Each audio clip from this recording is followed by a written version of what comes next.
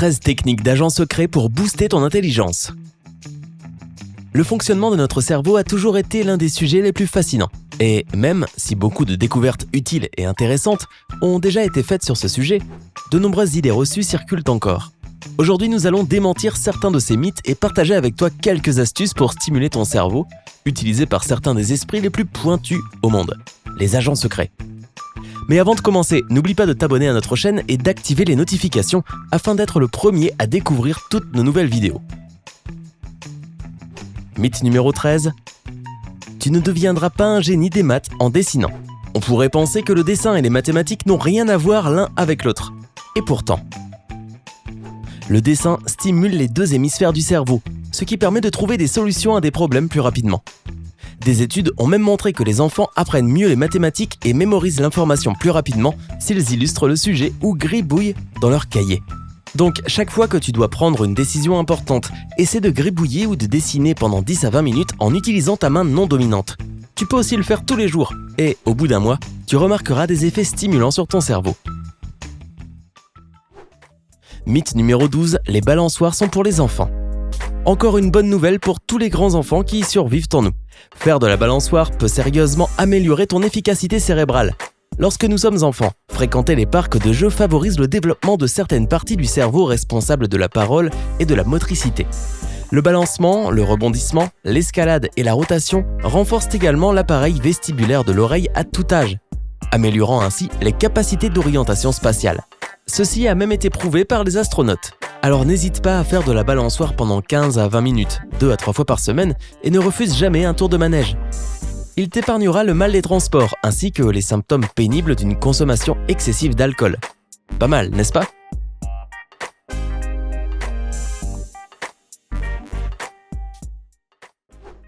Mythe numéro 11, les pouvoirs psychiques n'existent pas. On dénote souvent une sorte de sixième sens chez les individus qui ont dû mieux développer certains organes sensoriels. Les personnes aveugles, par exemple, peuvent appréhender l'espace qui les entoure en se concentrant sur leur ouïe, leur odorat ou leur toucher. Pour fonctionner correctement, leur cerveau crée une sorte de carte mentale basée sur l'information sensorielle reçue. Pour activer ces parties de ton cerveau, exerce-toi à faire certaines choses en utilisant des boules quies plusieurs fois par semaine.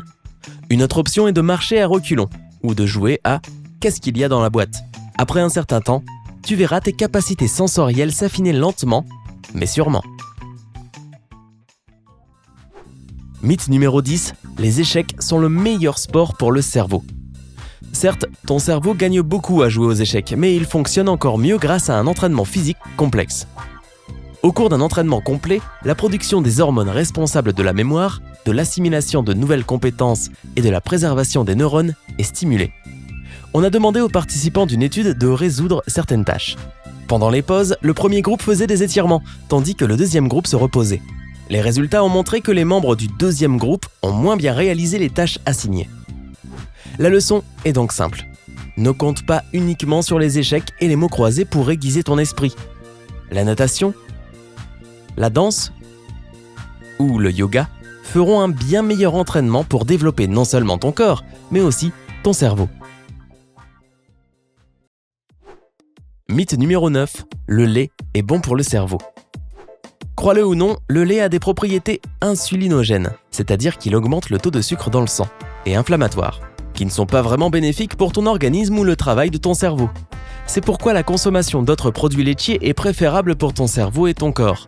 Il est également conseillé de consommer plus de poissons gras, de caviar, de noix, de fruits et de légumes. Tu pourrais même envisager de suivre le régime cétogène à faible teneur en glucides. N'oublie pas de consulter ton médecin au préalable. Mythe numéro 8, on ne peut pas apprendre de nouveaux tours à un vieux chien. Voici une idée reçue totalement erronée. Il s'avère que presque toutes les compétences imaginables peuvent être apprises et développées à l'âge adulte.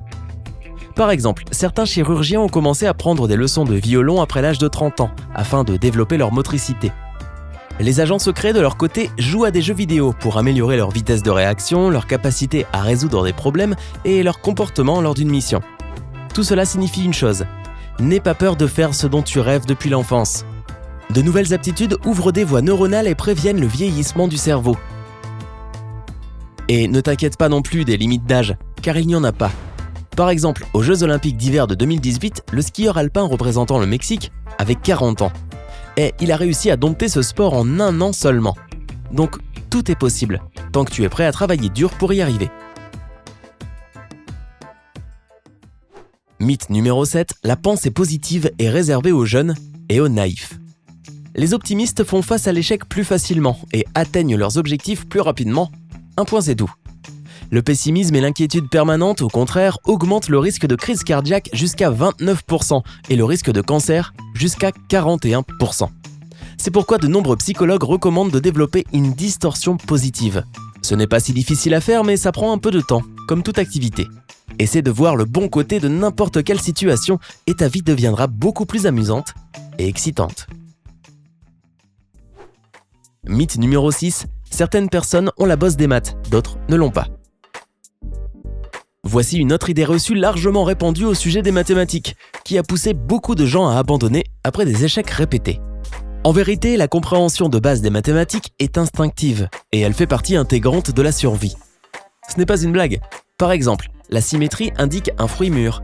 Le sens des chiffres aide à déterminer combien il y a de soldats dans une armée ennemie, etc. L'aptitude pour les mathématiques se développe différemment d'une personne à l'autre, mais elle peut encore être améliorée à l'âge adulte. Elle a d'ailleurs un impact positif sur la mémoire et la créativité. Commence par des choses simples. Joue au Monopoly et au Scrabble. Résous des problèmes mathématiques simples et des jeux de chiffres. Et calcule tes dépenses dans ta tête lorsque tu fais des courses. Puis progressivement, rends les exercices plus difficiles. Au bout d'un certain temps, tu verras à quel point les solutions se présenteront d'elles-mêmes. Mythe numéro 5, boire du café tous les jours stimule la mémoire. La caféine stimule les fonctions cérébrales et peut retarder les troubles de la mémoire liés à l'âge. Mais tu n'as pas besoin d'en consommer régulièrement. Si tu le fais, cela peut sérieusement affecter ton sommeil. Garde ta consommation de café sous contrôle et essaie d'ajouter à ta routine une autre habitude qui stimule le cerveau, la lecture. Si tu lis au moins 1 ou 2 livres de genres différents par semaine, ou que tu relis des livres anciens pour rafraîchir ta mémoire, ton cerveau sera suffisamment entraîné pour traiter toutes ces informations. S'asseoir avec un livre et une tasse de café est donc la solution ultime pour stimuler ton cerveau et ton humeur. Mythe numéro 4, les plans virtuels et les GPS développent le sens de l'orientation. Bien que super pratique, cette technologie produit en réalité l'effet contraire sur le cerveau. Les personnes qui utilisent les navigateurs GPS pendant longtemps finissent généralement par oublier où se trouvent les axes principaux. C'est pourquoi les chauffeurs de taxi londoniens doivent mémoriser 25 000 rues par cœur pour obtenir leur licence. Savoir trouver les rues principales et être capable d'utiliser un plan stimule la partie du cerveau responsable de l'orientation spatiale et des stratégies de changement de comportement. Essaie d'abandonner les navigateurs au profit des cartes en papier et fais attention aux points de repère physiques, comme la position du soleil par exemple. Avec le temps, tu seras même en mesure de trouver ton chemin, même dans une ville inconnue. Pas mal, n'est-ce pas ?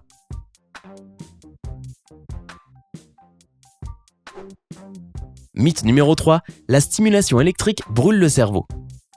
Les stimuli électriques du cerveau sont surtout utilisés par les scientifiques, les agents secrets, les sportifs, les gamers et les personnes qui se remettent d'un traumatisme crânien ou d'un accident vasculaire cérébral.